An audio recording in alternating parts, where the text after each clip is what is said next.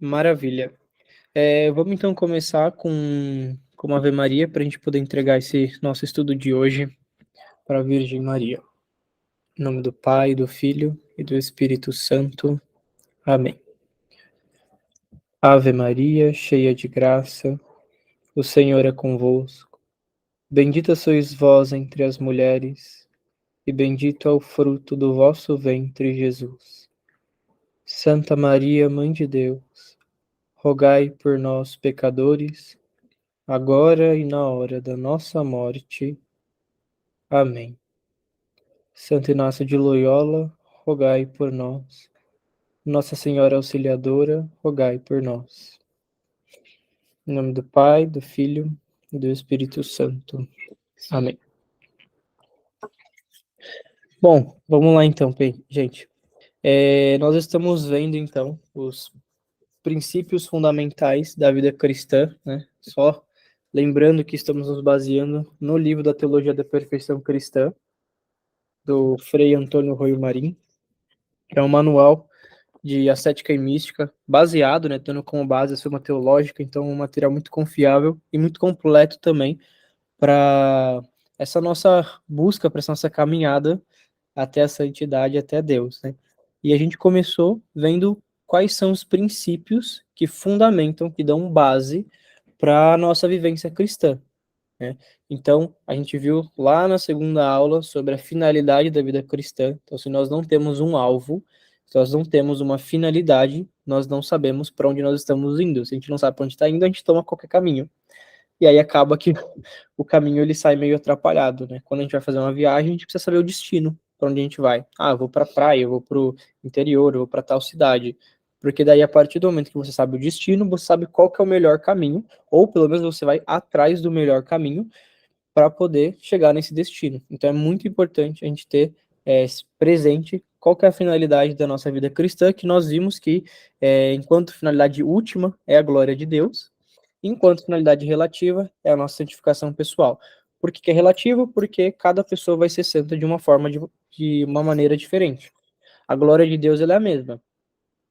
Agora, a santidade, ela vai se dar de maneira diferente para cada pessoa, né? Cada pessoa tem um chamado especial. Uns são cartuchos, outros são carmelitas, outros são... Esqueci o nome das outras ordens, mas vocês já entenderam, né? Então, assim, a gente precisa ter isso em vista para que a gente possa saber quais meios nós vamos trabalhar, né, ao longo da nossa vida para que a gente possa chegar até a santidade, até a glória de Deus, até o céu, se Deus quiser, tá bom? Depois a gente viu como segundo princípio a inabitação da Santíssima Trindade dentro de nós. Foi até interessante porque no domingo passado nós celebramos, né, a solenidade da Santíssima Trindade, e em especial aqui na paróquia que eu participo, né, o padre Renato, ele falou algo muito similar ao que a gente tem dito em aulas, né?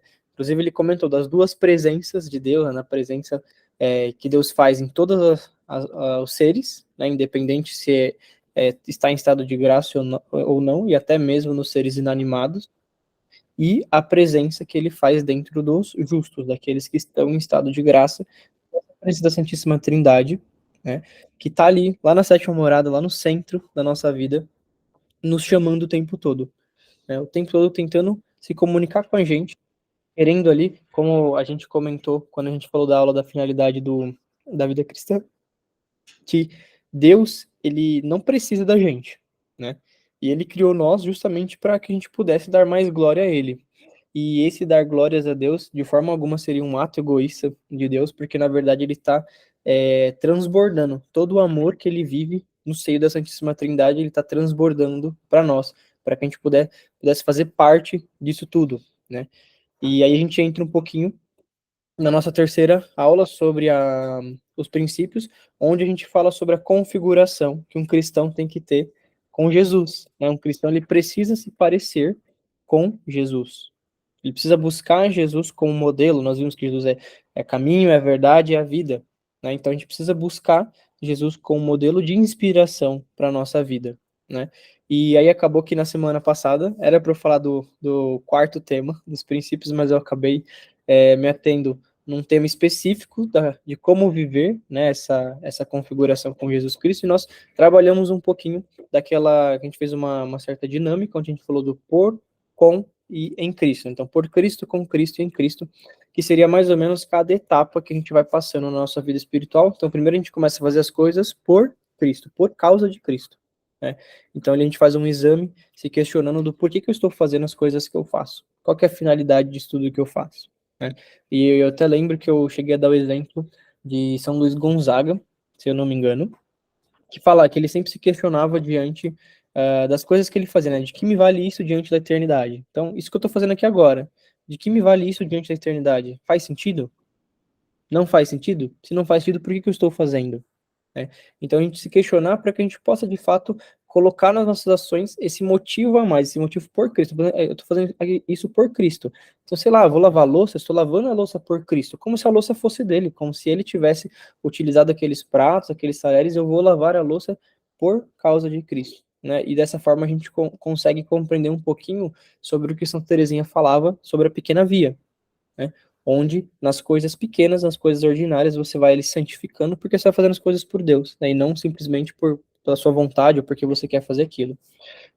O segundo passo, com Cristo, então a gente não passa mais a fazer apenas por causa dele, mas a gente faz em conjunto com ele, né?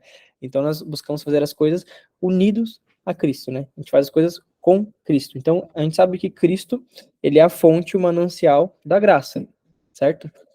E a gente até deu alguns exemplos de, por exemplo, da videira, né?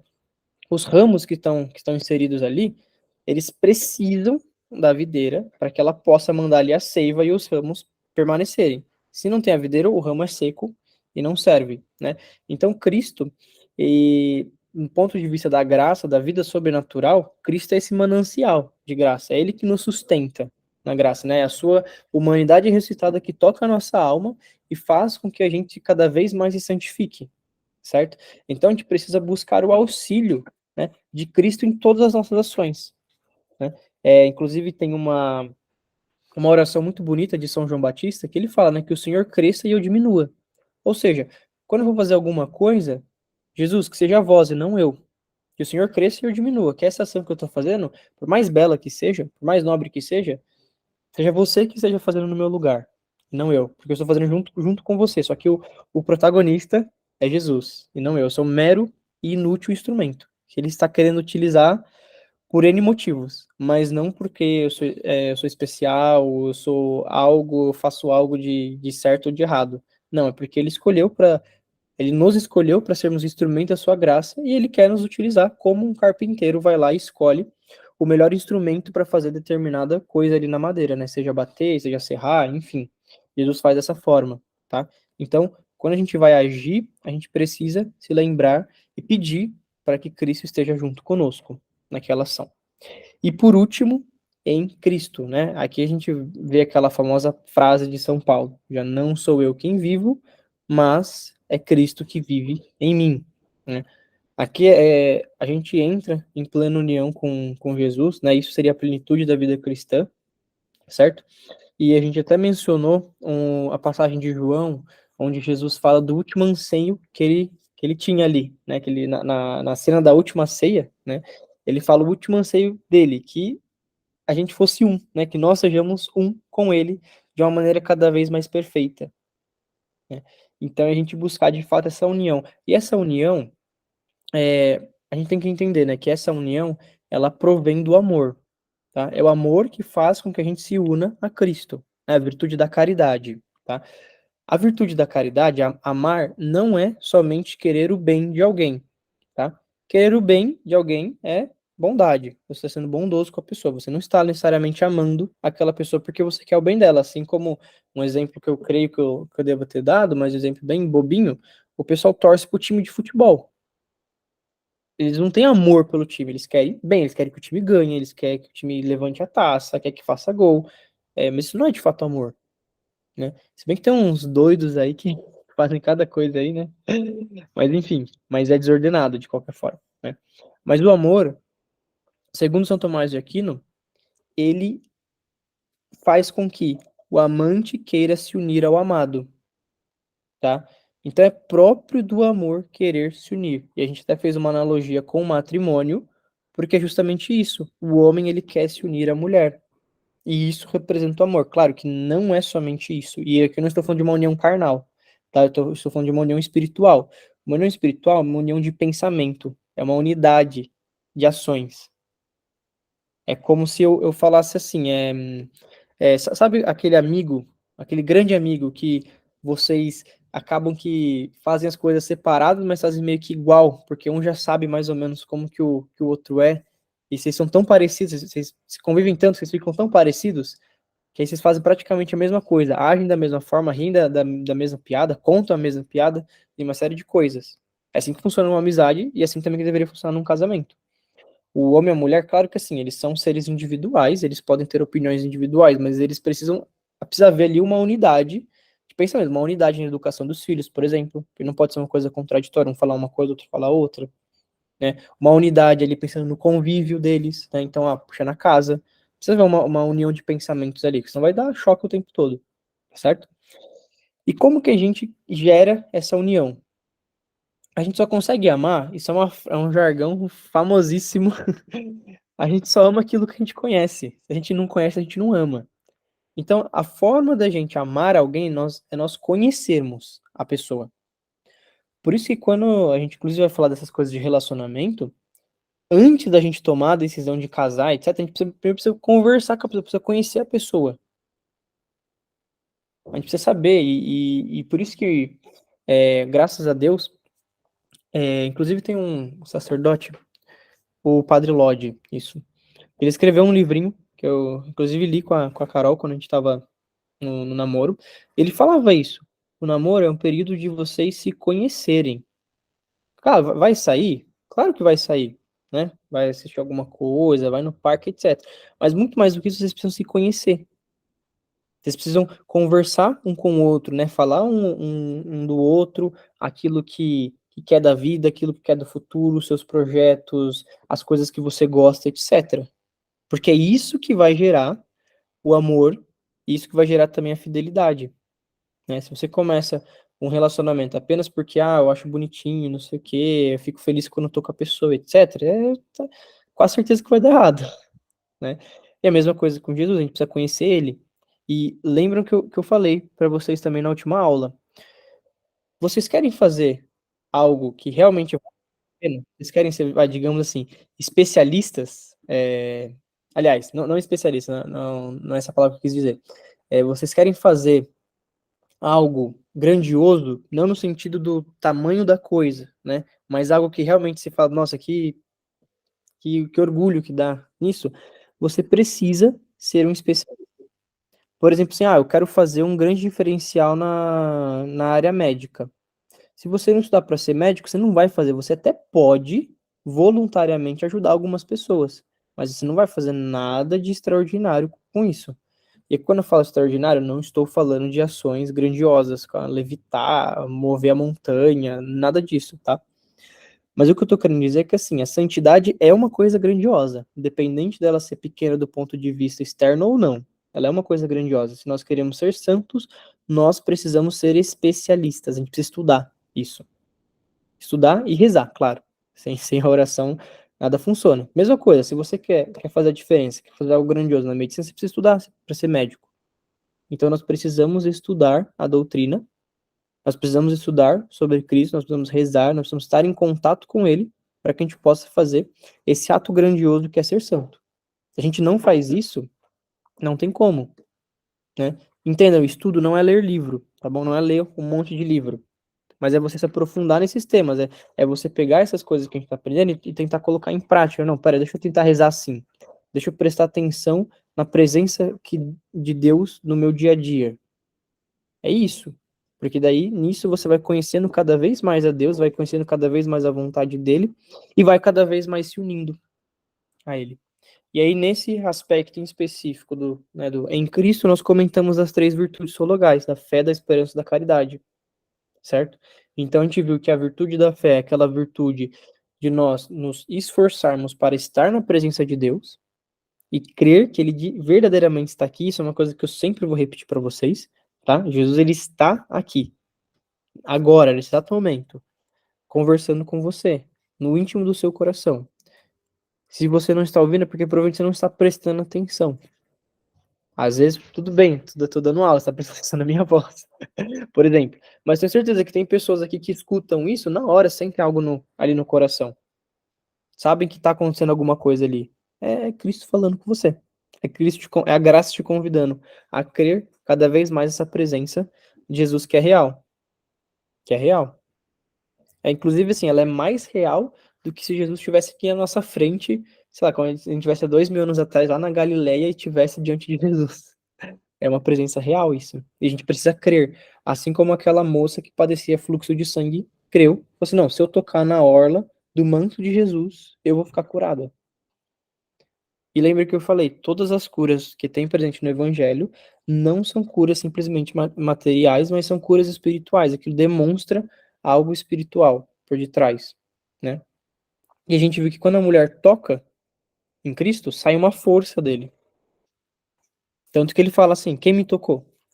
E a gente até fez aquela brincadeira, né? Os apóstolos, né? Tipo, meu, você tá de sacanagem, né, Jesus? Tá todo mundo te tocando, você tá na multidão aqui, todo mundo encostando em você, tá perguntando quem te tocou? É porque de todas aquelas pessoas que estavam tocando Jesus, aquela mulher foi a única que tocou com fé. Foi a única que fez um ato de fé ali. E por isso que saiu uma força dele. E todas as vezes que nós fazemos um ato de fé, sai uma força de Cristo e toca a nossa alma, tá? Depois nós vimos a virtude da esperança. E aí nós entendemos que não é simplesmente esperar. Ah, eu tenho esperança de que algo vai acontecer. Não, é você ficar naquela expectativa de que a qualquer momento Deus pode vir. Deus pode vir agora. E a gente tem que estar preparado.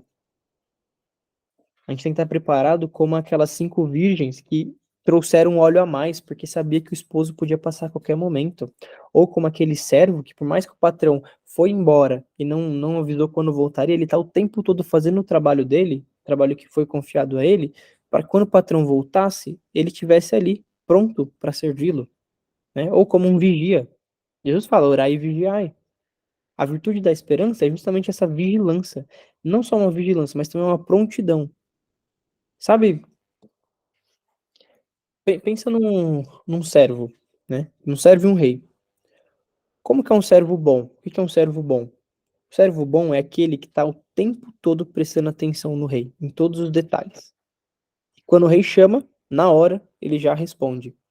É algo muito parecido à virtude da esperança. A gente tem que estar o tempo todo nessa expectativa. Ó, a qualquer momento Jesus pode me chamar. A qualquer momento Jesus pode me chamar. É quase que uma boa ansiedade. Ó, a qualquer momento Jesus pode me chamar. Eles vão chamar daqui a pouco. Então eu tenho que estar pronto para isso. Eu tenho que estar pronto para receber ele, certo? E por último a gente falou da virtude da caridade, né? Que é a virtude própria do amor. E a virtude da caridade é aquele desejo de você querer somente e apenas a Cristo. Só Deus basta. E faz muito sentido isso, porque acho que eu cheguei a comentar isso na semana passada. Todo ser humano quer a felicidade. Todos nós queremos ser felizes. Isso não só nós cristãos, mas todas as pessoas querem de alguma forma ser felizes. É que elas buscam nos lugares errados. Só que o ponto é o seguinte: se tudo vem de Deus, tudo deriva de Deus, a felicidade também vem de Deus. A felicidade é Deus. Deus vive uma felicidade plena na Santíssima Trindade.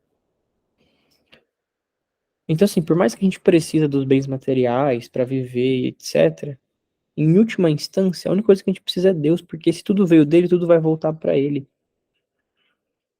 E a virtude da caridade é esse exercício de nós queremos apenas a Deus. É você parar ali para rezar, é você receber o corpo de Jesus e você dizer assim, ó, só isso basta, não preciso de mais nada, né? Ou como o velho Simeão, quando recebeu Jesus em seus braços, né, que exclamou de alegria, deixai agora o vosso servo ir em paz.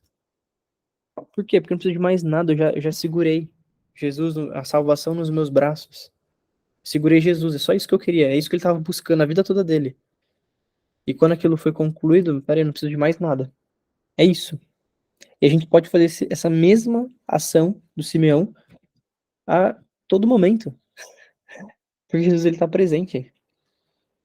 Não fisicamente, mas ele está presente espiritualmente. A sua humanidade ressuscitada está presente. E a gente pode fazer isso. Mas enfim, então a gente se deteve nessa parte que é uma parte particularmente que mexe bastante com a gente, por isso que eu acho que até que acabou que a aula toda foi sobre isso, e também é muito importante a gente entender essa dimensão da oração, porque a nossa oração ela precisa começar a ser diferente, a gente tem que parar de rezar de forma monótona, só rezar ali Ave Maria, o Pai Nosso, e ficar... Não tem problema rezar Ave Maria, o Pai Nosso, o problema é a gente rezar apenas por rezar, apenas dizer palavras para fora, isso aí na verdade não é nem oração, como Santa Teresa diria, né? Mas a gente pode começar a rezar dessa forma, né? Prestando atenção na presença de Deus, vivendo essa expectativa de que Deus pode vir a qualquer momento e querendo apenas Deus, né? Só Deus basta. Senhor, não preciso de mais nada, só Ti. E aí a gente chega então no nosso penúltimo princípio, né? O quarto princípio, que é a Virgem Maria. Não tem como construir esse edifício espiritual sem a presença da Virgem Maria. Por mais que a gente, né, falou no terceiro princípio da configuração de Jesus, que ele é o único caminho, não tem como ir a Cristo sem antes passar por Maria, tá? E aqui eu até tomo as palavras de São Luís Maria Grião de Montfort, que trouxe para nós o Tratado da Verdadeira Devoção, onde ele fala que Maria é o caminho mais curto e mais seguro para chegar até Cristo, né? Inclusive ele fala que uma das razões que acontece de poucas almas atingirem a plenitude de Cristo, né, é porque a Maria ela não é suficientemente formada nos nossos corações. Quanto mais a gente contempla Maria nas nossas orações, nas nossas meditações, nas nossas ações, nos nossos sofrimentos, mais perfeitamente nós vamos encontrar Jesus. Porque Jesus sempre está com Maria. Maria está sempre presente junto com Jesus. E é interessante isso, porque nós temos, a gente pode escolher dois caminhos para seguir, né? Tem o caminho difícil, que é o caminho das pedras, e a gente tem o caminho de Maria, que é como São Luís fala, é o mais curto e o mais seguro, tá? E São Luís, ele é muito assertivo nos escritos dele a respeito desse caminho que a gente tem que seguir, que é o caminho da Virgem Maria. É tanto que ele tem ali três principais livros, digamos assim, onde ele fala a respeito da devoção à Virgem Maria, que primeiro é o Tratado da Verdadeira Devoção, que lá é fantástico, inclusive uma parte da aula de hoje a gente vai tratar de um tema que está lá dentro, tá? Ele também tem o livro O Segredo de Maria, onde ele explora um pouquinho mais a respeito da devoção à Virgem Maria, e o Admirável Segredo do Rosário, onde ele explica ali de uma forma um pouco mais acentuada, dizendo cada um dos mistérios, falando um pouquinho mais da importância dessa oração, que é tão importante para nossa alma, né? É uma oração importante para nossa alma, tá? E no livro de São Luís, O Segredo de Maria, ele traz ali alguns motivos pelos quais nós temos uma certa necessidade dessa devoção à Virgem Maria, tá? E dentre os motivos que ele enumera lá, que são vários, tá? São muitos motivos, o que mais me chama a atenção é quando ele fala da forma, tá? E eu já explico para vocês o que seria essa forma. Então ele faz a seguinte comparação. Ele pega um escultor, e aí ele fala assim, o que é mais fácil? Você pegar ali uma pedra e talhar ela, né? Com a pedra ali, você pega a talhadeira e começa a talhar ela para fazer uma escultura, ou é mais fácil você pegar um molde e aí a partir desse molde você faz a sua escultura, né? Quando a gente pensa nisso, bom, a primeira maneira, a gente vai ter que usar o nosso engenho, a nossa força, os conhecimentos, instrumentos adequados, ou seja, tem várias coisas para a gente pensar. É demorado, é difícil e é sujeito a muitos acidentes. Então, eu posso errar. Eu posso estar batendo, fazendo o nariz ali, pá, aí quebra, arranca o nariz fora. Já era, certo? Agora, Quando a gente usa um molde ou uma forma, né, é muito mais rápido, é muito mais fácil. É quase que um trabalho sem muito trabalho, sem muito esforço, né? Contanto que o molde seja perfeito, tá? Se o molde não for perfeito, aí não adianta, certo? Só que a gente tem que entender uma coisa: o grande molde de Deus é Maria, porque nenhum traço de divindade falta nesse molde.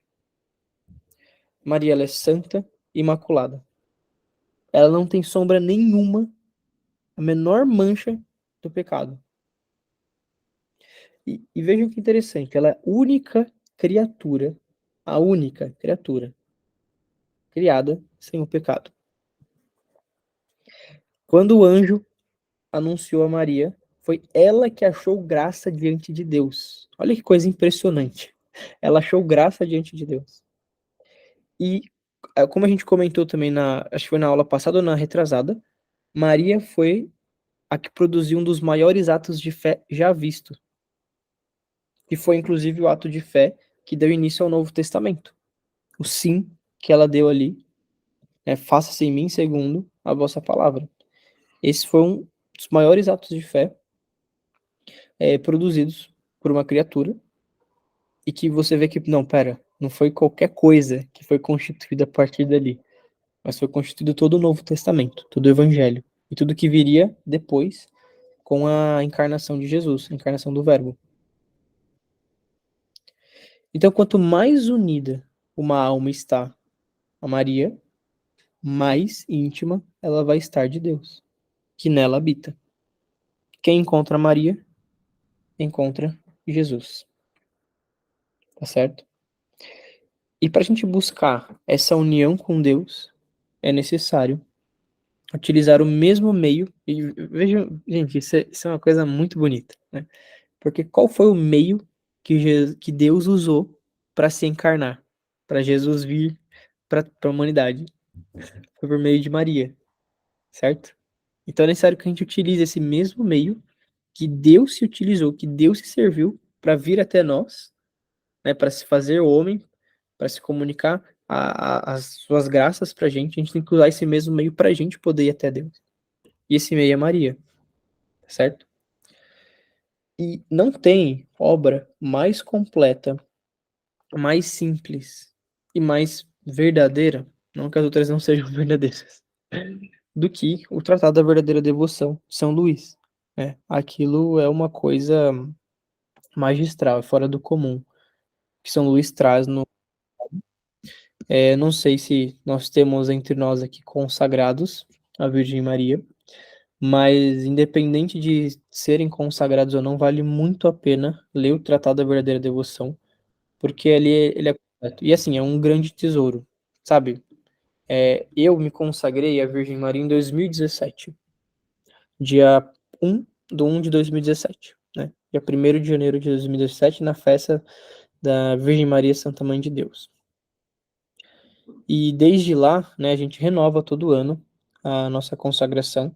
É interessante que quando a gente relê o livro, a gente encontra coisas que na primeira leitura a gente não pegou, porque é um tesouro aquilo aí. A gente sempre descobre coisas novas ali. Realmente um grande tesouro. E São Luís fez um bem enorme, enorme, ao trazer esse tratado, ao escrever esse tratado, né, inspirado pelo Espírito Santo. Claro que assim, tem muitos outros autores que são excelentes, que falam também sobre a Virgem Maria, de forma alguma querendo desmerecer algum outro autor, algum outro santo. É porque realmente São Luís, com a Virgem Maria, ele foi tipo São Tomás de Aquino, com a Suma Teológica, né? Preciso, né? E é muito coerente as coisas que ele fala, até mesmo sobre a devoção em si, né? Falando que assim, ó, a devoção ela é muito mais interior do que exterior. E eu até separei uma parte para a gente poder comentar hoje, onde ele fala sobre as falsas e as verdadeiras devoções. Então, inclusive, ele diz isso no livro, né? Como que é uma falsa devoção à Virgem Maria? E como que é, de fato, uma verdadeira devoção, né? Ele descreve essas características, tá? E aí eu vou expor aqui para vocês, que eu acho que é É muito bacana a gente saber. E não somente devoções para quem é escravo de Nossa Senhora, mas também, até de forma geral, para todos nós, né? Entendemos também como nós devemos viver essas devoções, tá? E no final também vou fazer uma breve exposição para explicar para vocês o que é a escravidão a Nossa Senhora. Que às vezes é um pouco confuso, às vezes as pessoas entendem uma coisa, mas na verdade é outra. E acho que vale a pena a gente ter esse tempinho para falar sobre isso, tá? Então é o seguinte, no Tratado da Verdadeira Devoção, ele elenca 7 falsas devoções e 5 verdadeiras devoções, tá? Eu vou começar primeiro pelas falsas. Então, o primeiro que ele diz são os críticos, né? Os devotos críticos, né? Então, são aquelas pessoas que criticam as devoções marianas, né? Qualquer tipo de devoção mariana, rotulando elas como exageradas. Então, mas para que tudo isso? Para que usar corrente? Para que entregar tudo para Maria? Para que rezar o terço do dia? Não precisa disso tudo. E uma série de coisas. Na prática, não precisa. A gente viu que tem outra forma da gente ir para o céu. Só que é muito mais difícil da outra forma. Por que não? Por que não usar essas devoções? Não há exagero nenhum. São Bernardo Claraval já dizia: a medida do amor é amar sem medidas. Não há um exagero em você ter devoções marianas, em você rezar o terço todo dia, em você usar uma corrente, em você entregar todas essas coisas para a Virgem Maria. Não tem um exagero. É a medida do amor. É você amar sem medidas. É você entregar toda a sua vida. Foi o que Cristo fez por nós. Precisava? Não precisava. Ele podia fazer só. Estalar o dedo, acabou o pecado, acabou as pessoas ruins e ponto, acabou. Mas ele quis se entregar por nós. Ele quis, entre aspas, fazer algo exagerado por nós. Sua paixão, puxa, tem uma coisa mais exagerada do que aquilo? Olha o quanto que ele sofreu. Deus, que é Deus, o maior de todos os reis, detentor de toda a riqueza, né? Tanto material como imaterial. Mas ele quis fazer daquela forma. Ele quis sofrer. Ele quis que os guardas cuspissem nele, que o guarda batessem nele, que ele fosse flagelado, que ele fosse tivesse que carregar a cruz. Ele quis tudo isso. Porque a medida do amor é amar sem medidas. Ele fez o que foi necessário ser feito para nossa salvação. Então a gente não deve se prender nisso. Né? Não, é exagero essas coisas, é demais. Se você sente no coração que é esse o seu caminho, vai lá e faz. Vai lá e vive essas devoções, tá? Mas não critiquem quem viva.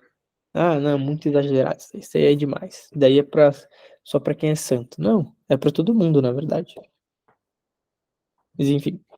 O segundo tipo de falsa devoção são os escrupulosos, né? Então tem pessoas que elas temem rebaixar Jesus se exaltarem demais a Virgem Maria. Isso também é um outro erro. Como a gente comentou mais acima, de forma alguma, né? De forma alguma você vai rebaixar Jesus exaltando Maria. Na verdade é o contrário. Quanto mais você exalta Maria, mais você exalta Jesus. Mais o coração de Jesus se alegra. Porque ali tem um modelo perfeito. A Virgem Maria é um modelo perfeito de ser humano. É como Deus queria que nós fôssemos, igualzinho a Virgem Maria. Então, de forma alguma, a gente exaltar mais a Virgem Maria, por exemplo, no começo a gente reza a Ave Maria, a gente poderia rezar o Pai Nosso, poderia, mas a gente reza a Ave Maria, não tem problema nenhum nisso. Porque quanto mais a gente chama Maria, mais a gente chama Jesus. Jesus, ele está sempre junto com Maria. Né? E volto a dizer que eu acho isso muito bonito e muito interessante. Qual foi o meio pelo qual Deus escolheu vir até nós? Foi a Virgem Maria. Por que não o meio que nós escolhemos para ir até ele também não seja a Virgem Maria, tá? Então, de forma alguma, a gente rebaixa Jesus, exaltando a Virgem Maria, tá? Depois ele fala dos falsos devotos, que são aqueles exteriores. Esse daí é tipo o fariseu, que gosta de fazer jejum na frente de todo mundo, gosta de rezar na frente de todo mundo para se mostrar, para falar que ele é, né?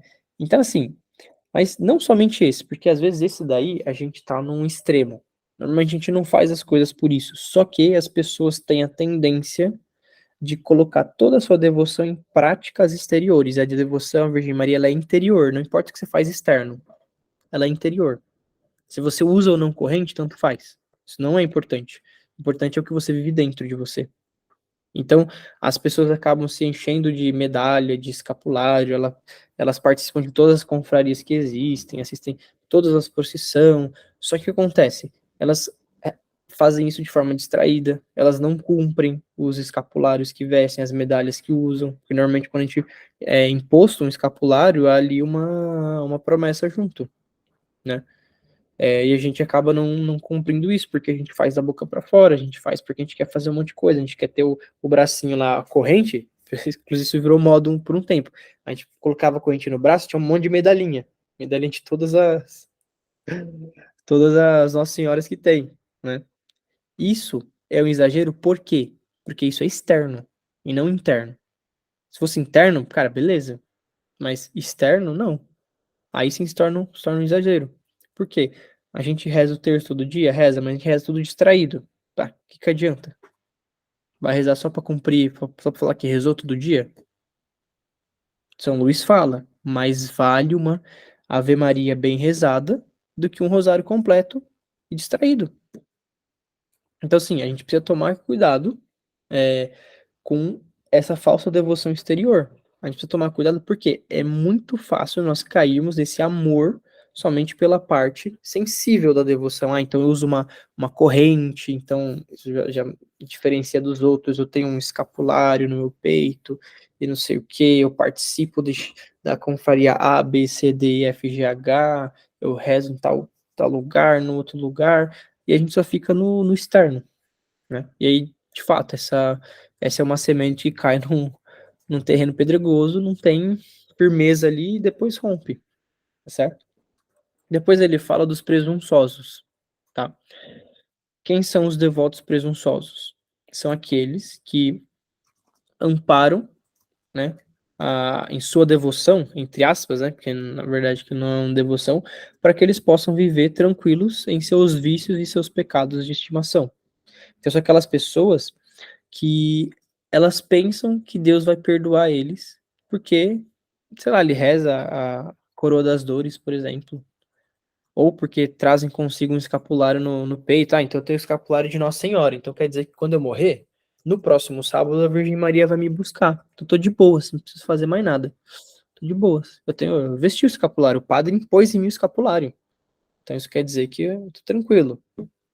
Não, não adianta colocar escapulário, mas ele não vai ser determinante para salvar a sua alma, né? Você precisa fazer coisas, por isso que são presunçosas, né? São preguiçosas, não querem fazer aquilo que de fato tem para fazer. Eles se amparam nisso e falam, não, Deus vai me perdoar, tá tudo bem, pode ficar tranquilo. Tem problema, depois eu me confesso qualquer coisa. Gente, tem uma coisa que é horrível, a gente cometer pecado, sabendo que depois a gente pode se confessar. Isso é uma coisa horrível. Mas, eu vou fazer isso aqui, mas depois eu me confesso. Nossa, eu não nem comentar muito sobre isso. Mas enfim. Depois ele fala dos inconstantes, que também muitas pessoas são assim, inconstantes. Ou elas ficam trocando as suas práticas de devoção com o tempo. Ah, cansei dessas. Ah, vou começar outra. Aí começa outra, cansei dessa, agora eu vou começar outra, cansei, vou começar outra. Ou elas abandonam por completo diante de uma, sei lá, menor tentação, uma secura, algum desgosto que teve, ela já desiste. Ah, não, isso aqui não serve pra mim, tá muito difícil, não sei o quê. Às vezes a pessoa tá anos ali, e aí acontece alguma coisa e fala, então, mas não queria que acontecesse isso, não sei o quê, então acho melhor não, essa devoção não é pra mim, né? Ou seja, é uma pessoa inconstante. Quem põe a mão no arado e olha pra trás não é digno do reino dos céus. As nossas decisões, elas devem ser constantes e elas devem mudar na medida em que eu acho algo melhor. Então, por exemplo, eu tomei uma decisão de algo. Beleza.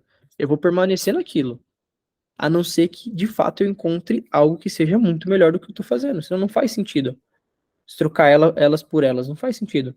Você vai ficar pulando de galho em galho e, no fim das contas, você não vai construir nada sólido, né? Depois ele fala dos hipócritas, dos devotos hipócritas, né? Então, são aqueles que Esses aí é mais parecido com fariseus, né? Então são aqueles que ingressam nessas confrarias, se tornam escravos de Maria, só para serem tidos como pessoas boas, né? Para as pessoas olharem assim para minha mão, eles vão ver uma corrente, então vai achar que eu sou de oração e não sei o quê. Aí eu começo a usar o véu, porque aí o pessoal vai achar que eu sou mais santo, começo a usar uma camiseta de Maria, não sei o quê. E na prática, a pessoa ela só está sendo vaidosa e está fazendo aquilo para ser reconhecida pelos homens, tá? E a gente nunca pode fazer as coisas para ser reconhecido pelos homens. Nós precisamos ser reconhecidos por Deus. Deus achou graça diante de Maria. Maria foi reconhecida por Deus. É isso que a gente tem que buscar, o reconhecimento de Deus, não dos homens. O que os homens pensam pouco importa, certo? E por último, ele fala dos interesseiros. Então, são aquelas pessoas que só rezam quando precisam de algo. Então, aquelas pessoas que só recorrem a Maria só para obter alguma graça, alguma cura de alguma enfermidade, ou para pedir algum outro bem temporal, como, sei lá, emprego, saúde, conseguir conquistar algo na vida. Mas fora disso, se não tem essas coisas, elas nem lembram de Maria e tanto faz, sabe? Ah, não, aí quando o parente ficou desempregado, tal, fulano ficou doente, aí começam a rezar assiduamente, como se fossem grandes devotos, mas na prática eles só estão sendo interesseiros. Eles só fazem aquilo quando convém, né? E a gente sabe que o amor não funciona dessa forma. O amor, ele tá disponível o tempo todo, não só quando me interessa, não só quando eu ganho algo, né? Então esses são os 7 tipos de falsas devoções que São Luís Maria cita, e depois ele fala das verdadeiras devoções, tá? Quais são as verdadeiras devoções? A primeira, devoção interior, que é aquela devoção que ela é nascida do espírito e do coração, tá? Então, essa devoção interior, ela vai provir da alta ideia que a gente tem sobre a grandeza e do amor que nós vamos ter diante daquela devoção. Então, puxa, aquilo que eu falei, nossa, pera, a devoção à Virgem Maria é o caminho mais curto e seguro para ir até Deus. Olha que coisa grandiosa isso. A minha finalidade não é a glória de Deus. Eu tenho a oportunidade de escolher um caminho seguro e fácil para ir. Não que a gente vai se abster do difícil, né? Sempre vai ter as dificuldades. Mas tem um caminho mais seguro e fácil. Isso é uma ideia grandiosa. Você está sendo inteligente. Não é que, não, estou me aproveitando da Virgem Maria. Não, você quer ser santo. Só que você está vendo que tem um caminho que é mais fácil. É óbvio que você vai escolher esse caminho que é mais fácil. Né? Isso vem do coração. Isso vem dessa ideia, né? Não, pera, há ali uma grandiosidade, então eu preciso me debruçar diante dessa grandiosidade, né? Puxa, se Deus amava Maria, por que eu não vou amar Maria? Né? Então, a devoção interior é essa que brota lá do fundo do nosso coração. Depois São Luís fala da devoção terna. Ou seja, é como se a gente fosse uma criança. A gente confia em nossas mães. Né? Então nós temos uma mãe carinhosa, que é a Virgem Maria, e eu sou como uma criança que nos braços dela. Então, a todos os momentos eu vou recorrer a Maria, né, em todas as situações, com simplicidade, né, com confiança, com ternura. Nas dúvidas, eu vou pedir para que ela me ilumine. Nos desvios, eu vou pedir para que ela me retorne ao bom caminho. Nas tentações, eu vou pedir para que ela me ajude, para que ela me sustente.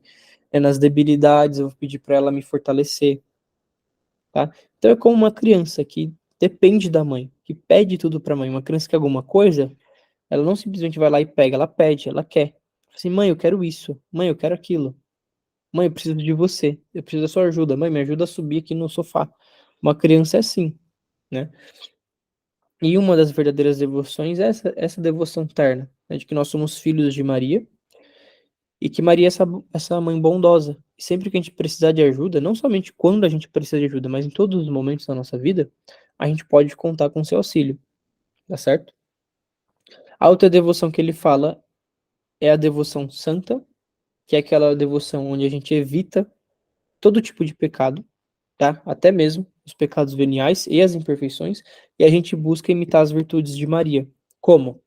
Né? Eu até lembro que na época do grupo de jovens a gente brincava bastante disso, né? Quando a gente via alguém fazendo alguma coisa meio errada, a gente chegava na pessoa e falava assim, viu, Maria faria isso? Aí a pessoa já ficava meio constrangida ali, né? Ou não somente falar para alguém, né? Mas a gente mesmo se questionar, como que Maria faria isso? Maria faria dessa forma que eu tô fazendo? Tá? Isso é uma maneira de você imitar as virtudes dela. Claro que, inclusive, tem livros bons, que falam sobre cada uma das virtudes de Maria, mas um ponto de vista um pouco mais prático é a gente se questionar sobre isso. Será que Maria faria dessa forma? Será que Maria agiria assim? A Maria não é um modelo de perfeição cristã, de santidade? Então, como que será que Maria agiria nessa situação? Certo? Então, a gente buscar imitar essas virtudes de Maria. Depois ele fala dos devotos constantes, tá? Os devotos constantes são aqueles que eles consolidam a alma no bem. Então, eles buscam praticar a todos os momentos a bondade, tá? E ele faz essa solidez, né? Essa consolidação que essa pessoa faz, essa decisão que ela toma, faz com que ela não abandone facilmente as práticas da sua devoção. Então, por exemplo, assim, São Francisco de Sales, quando ele era jovem, ele prometeu que ele iria rezar o terço todos os dias, né? Depois, quando ele ficou velho, ele percebeu né, inclusive num dos livros dele que eu tenho aqui da biografia dele, ele até fala, né, que foi uma decisão jovem que ele fez, foi uma decisão sem pensar. Ele prometeu diante de Deus que ele iria rezar todos os dias, ele tinha que rezar sob pena de pecado. Se não rezasse, ele estaria pecando. E ele até comenta, não, isso aqui foi uma decisão jovem, né? Porque qualquer coisa que acontece na minha, na minha vida de empecilho, pode ser que eu não consiga rezar, né? E aí como que eu faço nesses casos?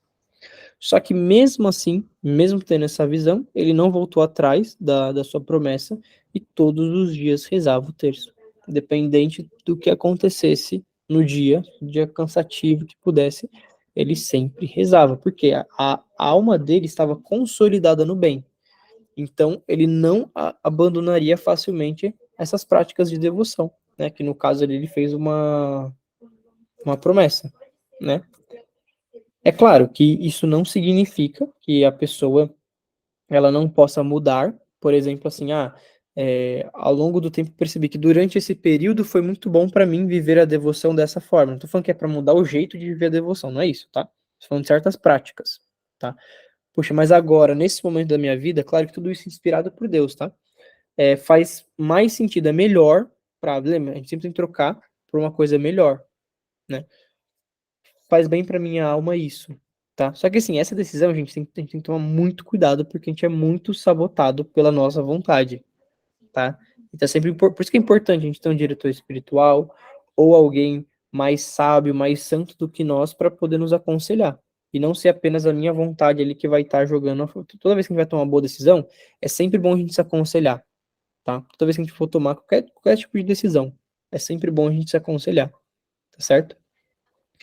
Então, assim, pode acontecer isso. Por exemplo, assim, Santo Inácio de Loyola, claro que isso aqui não tem a ver com a devoção mariana, mas só para exemplificar. Santo Inácio de Loyola, por exemplo, ele era um grande pregador, ele pregava, ajudava muitas pessoas, e aí Deus falou no coração dele que ele tinha que estudar para ele poder tirar o diploma, porque na época, como tinha muitas heresias, lá em 1500, né, 1500 e pouquinho, por causa do nascimento do protestantismo, não era mais todas as pessoas que a gente poderia confiar no ensino. Então você tinha que ter a formação comprovando que você estudou para você poder ensinar. E aí, só que é o seguinte, ele se matriculou na escola, inclusive ele frequentou a escola primária de crianças, ele já era velho, e ele tinha que fazer um trajeto todos os dias para poder ir para o colégio, né? E aí um dia ele estava fazendo esse trajeto, ele ficou pensando, puxa, o tempo que eu perco indo para a escola, eu poderia estar salvando um monte de alma mesmo, né? E aí ele entendeu que isso na verdade era uma tentação, porque e aí tem uma frase muito famosa dele, que ele fala assim, ó, às vezes é necessário sacrificar a própria glória de Deus para dar mais glórias a Deus. Porque no fundo ele sabia que aquele tempo que ele perdia indo para a escola, ele sabia que lá na frente, quando ele se formasse, ele poderia produzir um bem muito enorme do que ele somente salvar almas agora, tá? Só que, claro, ele tá falando de Santo Inácio. essas coisas acontecem conosco de uma forma um pouco menos intensa. A gente não tem um contato tão íntimo assim com Deus. Nós deveríamos ter, mas nós não temos um contato tão íntimo com Deus, então a gente tem que tomar cuidado com esse tipo de decisão, tá bom?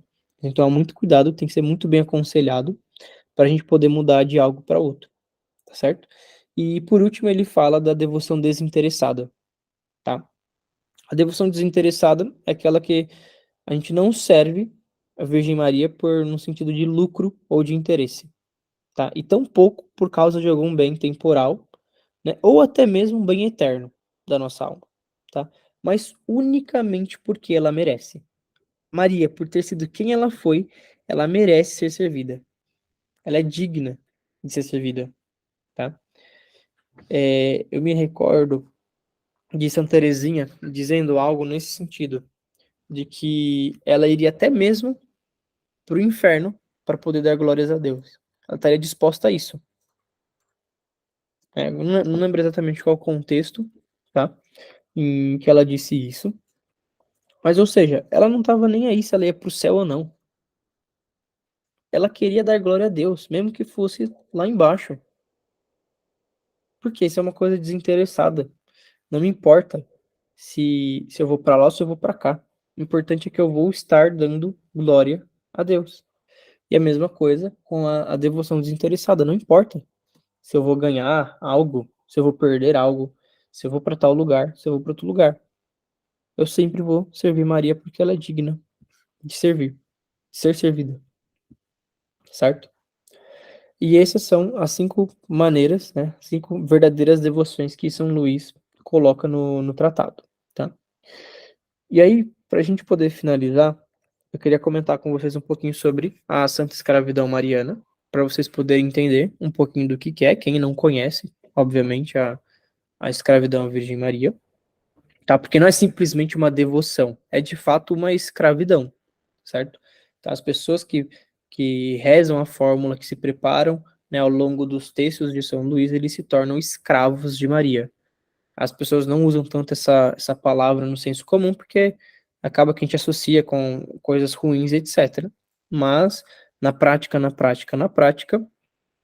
nós, aqueles que são, que fazem a devoção pelo método de São Luís são escravos de Maria, no seu sentido pleno, que é de fato o escravo, ele é aquele que submete tudo ao Senhor, ele não tem nada, não é nada dele, é tudo do Senhor, né? E nós, na Santa Escravidão, fazemos algo parecido com Maria, só que de uma forma é, muito mais fantástica, né? Então, São Luís, no Tratado da Verdadeira Devoção, né, ele fala que a santa escravidão, ela consiste em você dar-se inteiramente, na qualidade de escravo, a Maria e a Jesus por ela, por intermédio de Maria. E depois em fazer todas as coisas com Maria, em Maria, por Maria e para Maria. Tá certo? Então, esse método de São Luís, ele traz consigo especialmente duas coisas, né? Então, a primeira coisa é o ato de entrega total e perfeita, tá? Então, aquelas pessoas que escolhem ser escravos de Maria, elas estão literalmente dando tudo para Maria. Tudo, tanto os seus méritos, os seus bens espirituais e os seus bens materiais. Então, você pode pensar, minha casa não é minha casa é da Virgem Maria. Ela não é minha, não é da minha posse. Ela é da minha posse na escritura. Mas, na verdade, todos os meus bens, eles são consagrados a Maria, porque eu sou escravo dela, então tudo que eu tenho é dela. Igualmente, os meus méritos, todas as virtudes que eu pratico, todas as comunhões que eu comungo, todas as benfeitorias que eu faço, todos os atos de bondade, enfim, tudo o que eu faço que é meritório é dela. O mérito é dela, o mérito não é meu. E eu não tô ganhando nada com isso, entendeu? Às vezes a gente não tem no senso comum, a gente fala, né, que quando você faz alguma coisa boa, você tá construindo um tijolinho no céu pra você. Mas na prática, quando você é escravo de Maria, você não tá construindo tijolinho nenhum. Porque você está oferecendo, você está dando aquela graça para Maria e ela vai usar da maneira como ela quiser. Então ela pode dar aquele seu mérito para outra pessoa. para outra pessoa construir o tijolinho no céu. E a outra pessoa não fez nada, assim, entre aspas, né? Então, assim, a verdadeira escravidão é isso. É tudo. Tudo. Tudo que nós temos de mais caro, né? Então, a minha família, os meus bens, a vida de oração é tudo de Maria, né? E ela faz como bem ela entender, né? Todo o valor das minhas orações, das minhas esmolas, das minhas mortificações, é tudo de Maria. Tudo que é meu de Maria. E é literalmente tudo. Meu corpo é de Maria, todas as coisas são de Maria. E a segunda coisa, né, que traz consigo a santa escravidão é nós nos esforçarmos para viver é, desse momento em diante, né, do momento em que a gente faz ali a, a escravidão à Virgem Maria, né? As exigências dessa entrega total. Que é o quê? Qual que são as exigências dessa entrega? É a gente buscar em todas as coisas a nossa união com Maria, que é aquilo que eu comentei. Por, com, em e para Maria. Então, por Maria, a gente recorre sempre a nosso Senhor por meio de Maria. Com Maria, a gente toma a Virgem Maria como um modelo completo de tudo. Em Maria, entrando e morando no coração dela, em suas intenções, seus sentimentos, entendendo aquilo que Maria deseja para a nossa vida. E para Maria, que é não buscando em nada a nós mesmos, as minhas vontades, mas em tudo para a glória de Maria, né, com o fim de, através dela, nós podemos honrar e glorificar cada vez mais a Deus como um fim último e absoluto, tá certo? Então, e assim, gente, é uma coisa muito especial a Santa Escravidão e é uma coisa muito séria também. É positivo ela se tornar popular, porém é negativo ao mesmo tempo, porque se tornando uma devoção tão popular, as pessoas acabaram fazendo essa escolha sem saber de fato o que é a verdadeira escravidão. Ou simplesmente indo, como todos os meus amigos estão fazendo, eu também vou fazer, para não me sentir separado, né? Sendo que tem que ser uma decisão muito séria, né? É uma decisão muito séria que a gente tem que tomar. É uma decisão que a gente precisa rezar, a gente precisa entender se a gente quer realmente viver isso. Porque quando eu falo isso, que as coisas são de Maria, elas são de Maria. Se ela quiser tirar, ela tira. A qualquer momento. Se ela quiser dar para outra pessoa aquilo que você fez de meritório, ela dá. E está nas mãos dela. A sua vida espiritual está nas mãos dela. E a gente precisa ter consciência disso, para a gente poder bem viver essa santa devoção. O que eu posso dizer? É maravilhoso a nossa vida estar nas mãos de Maria, porque é ela quem está cuidando. Não que a gente vai ser presunçoso e não fazer nada. Não, a gente tem que continuar se esforçando mesmo assim. Só que a gente vai ter ali uma medianeira, uma advogada, né? Eu busco dizer, inclusive, quando eu dava aulas de oração para as crianças, né? Eu dizia muito a respeito disso, né? Que quando a gente reza e nós somos devotos, nós somos escravos da Virgem Maria, é como se ela pegasse a nossa oração, ela colocasse num cesto dourado, bonito, né? Ali com rosas, com lírios, com adornos, e ela levasse, né? Essas orações até Deus dessa forma. Sendo que se a gente mandasse direto, a gente, sei lá, ia mandar meio que uma carta, assim. Sabe aqueles papel pardo que a gente coloca a carta dentro? A gente ia mandar, assim, a nossa oração para Jesus. Quando a gente se torna escravo da Virgem Maria, a nossa oração para Jesus não vai para aquela carta papel pardo seca, assim, né, sem nada, assim, de especial. Não, ela vai com uma embalagem bonita.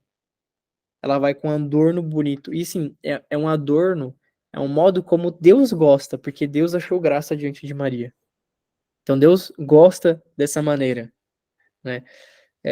Isso é muito especial. É uma coisa muito especial, porque a gente vive de forma perfeita, né? Claro que assim, nós somos seres imperfeitos e a gente sempre vai ter falhas nesse sentido, mas é uma oportunidade de a gente viver de forma um pouco mais perfeita, né? O modelo como Deus quer que nós sejamos, né? E por isso que é uma coisa que eu recomendo que as pessoas façam, mas que façam compreendendo, né, todos esses pontos, que A partir do momento em que você se consagra à Virgem Maria, que você se torna escravo, você é escravo. É tudo dela. E ela que vai direcionar a sua vida. E pode ser que ela faça coisas que você não queira, por exemplo. Tem pessoas que não estão preparadas para isso. Então, ela pode dar, ela pode tirar, é tudo dela, né? Mas, em particular, fora a seriedade da decisão, assim como quando você toma a decisão de se casar, é uma decisão séria. As pessoas hoje em dia não tomam mais isso como uma decisão séria. Ah, eu caso, depois eu me divorcio, beleza. Não. É uma decisão séria. Você precisa pensar, você precisa rezar, você precisa estar convicto daquilo. E não simplesmente fazer por impulso da paixão. Tudo que é feito por impulso da paixão dá errado, tá certo?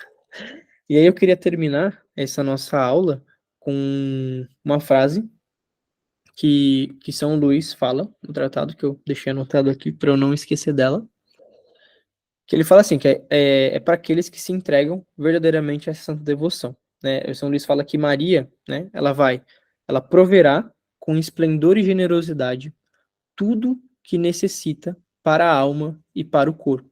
Ela guiará com mão firme nos caminhos da santidade. Ela defenderá e protegerá contra os perigos e os ardis dos seus inimigos. Ela intercederá continuamente por eles diante do seu divino Filho e lhes assegurará a perseverança, penhor e garantia da felicidade eterna, né? Então, por mais que é uma decisão séria, uma decisão onde você entrega tudo pela Virgem Maria, ao mesmo tempo você ganha tudo isso de volta, né? Então, ela vai prover com esplendor e generosidade tudo o que a gente precisa para a alma e para o corpo. E não vai ser a gente que vai dizer o que a gente precisa, ela sabe o que a gente precisa.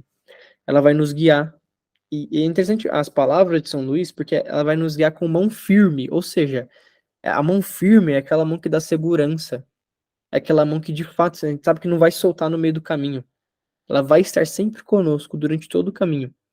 Ela vai defender nós com toda a força possível contra as ciladas dos inimigos. Ela vai interceder por nós continuamente diante do seu divino filho. Foi aquilo que eu falei.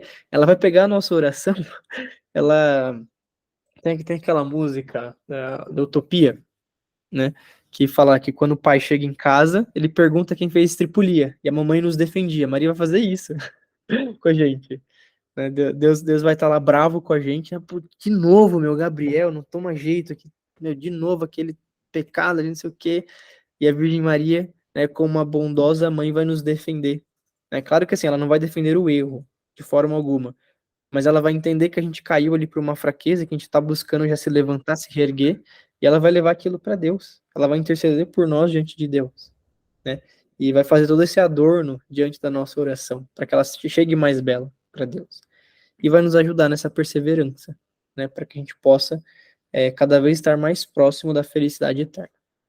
Bom, gente, então é isso da aula de hoje. Eu não vou abrir para dúvidas hoje, porque eu estou com um tempo um pouquinho apertado e eu tenho uma reunião agora na sequência. Mas espero, do fundo do meu coração, que vocês tenham gostado, que tenham entendido também o valor e a seriedade da santa escravidão, tá? Eu sou escravo da Virgem Maria desde 2017, então, se não me falhem a memória e as contas, vão fazer 6 anos, né? Que está em 2023. 2019, 20, 22, 23, isso. São 6 anos que eu sou escravo de Maria e foi uma das melhores decisões que eu fiz da minha vida, porque eu lembro que depois de 2017 foi o ano da minha conversão e foi a partir dali que eu comecei a trilhar um caminho sério para buscar Deus, que eu comecei a me aprofundar na vida de estudo, na vida de oração, que eu conheci pessoas a fundo, né? Eu já conhecia as pessoas antes, mas eu conheci mais ainda pessoas maravilhosas que me ajudaram muito a crescer nesse caminho, né, e a estar perseverante nele. Claro que a gente tem recaídas, a gente cai, a gente dá para trás, a gente momentos que a gente quer desistir, mas Maria sempre nos sustentou nesse sentido. Eu tenho certeza que ela sempre vai sustentar se a gente buscar continuar se esforçando, tá? Então, se alguém tiver em dúvida, tenha certeza de que vale muito a pena mesmo essa decisão de se tornar escravo, desde que seja uma decisão séria, desde que você realmente esteja comprometido em viver, como São Luís disse, né, uma entrega total dos bens do corpo, da alma, né, e você começar a fazer as coisas por, com, em e para Maria, tá bom? Então, vamos rezar uma Ave Maria para a gente poder finalizar esse nosso encontro e que a gente possa entregar todo esse nosso essa oportunidade que nós estamos tendo, né, de receber esse ensinamento, de conhecer um pouquinho mais de Deus, e a partir desse conhecimento poder amar mais a Deus, que a gente possa colocar a Virgem Maria à frente das nossas ações, que ela de fato seja esse modelo perfeito de santidade, né? E que através dela nós também possamos achar graça diante de Deus, né? Nós também possamos ser agraciados por Deus, para que a gente possa ser santo e um dia, se Deus quiser, gozar da felicidade eterna. Em nome do Pai, do Filho e do Espírito Santo. Amém. Ave Maria, cheia de graça, o Senhor é convosco. Bendita sois vós entre as mulheres, e bendito é o fruto do vosso ventre, Jesus. Santa Maria, Mãe de Deus, rogai por nós, pecadores, agora e na hora da nossa morte.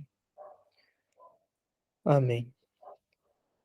Santo Inácio de Loyola, rogai por nós. Nossa Senhora Auxiliadora, rogai por nós. Em nome do Pai, e do Filho, e do Espírito Santo. Amém. Gente, fiquem com Deus. Então, muito obrigado pela participação de todos. E até semana que vem, se Deus quiser. Tchau, tchau. Tem reunião agora?